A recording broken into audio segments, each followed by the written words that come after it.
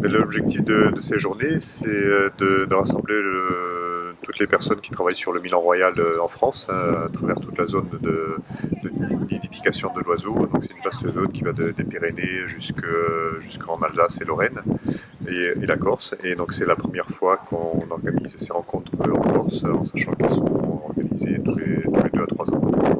Comment va le Milan en Corse? Disons Milan en Corse.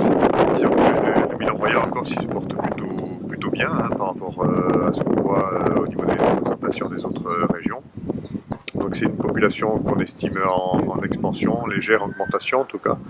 Et c'est surtout une population qui s'est largement répartie à partir de la population de la Bretagne qui ont augmenté depuis les années 60, notamment en profitant du lapin qui a été introduit en Corse dans les années 60.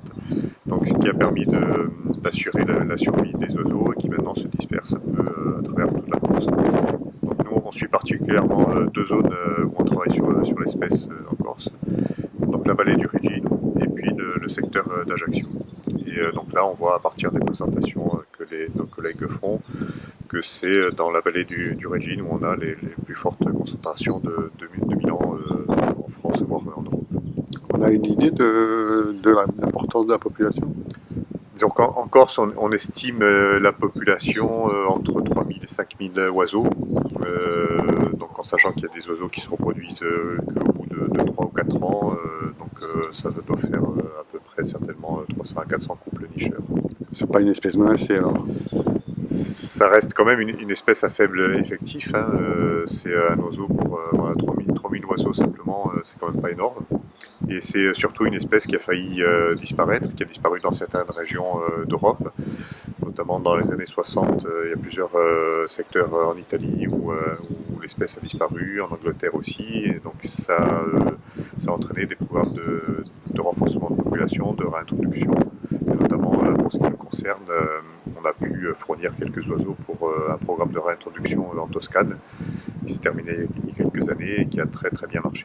Et qu'est-ce que vous faites encore pour développer la population?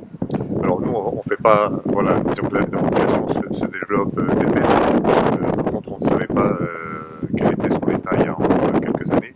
Ça fait seulement une dizaine d'années qu'au niveau du Conservatoire d'espaces naturels, on travaille sur cette espèce en Corse. Donc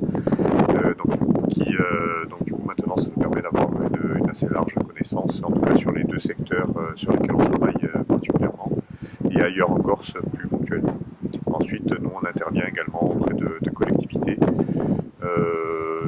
pour permettre la préservation de secteurs de nidification des oiseaux, par exemple dans la vallée du Régine ou en collaboration avec la communauté de communes des Cinque Pieve. Donc c'est eux qui sont animateurs du site de mine et puis on intervient en assistance pour les conseiller au niveau des sites à préserver, des opérations liées à la agriculture également.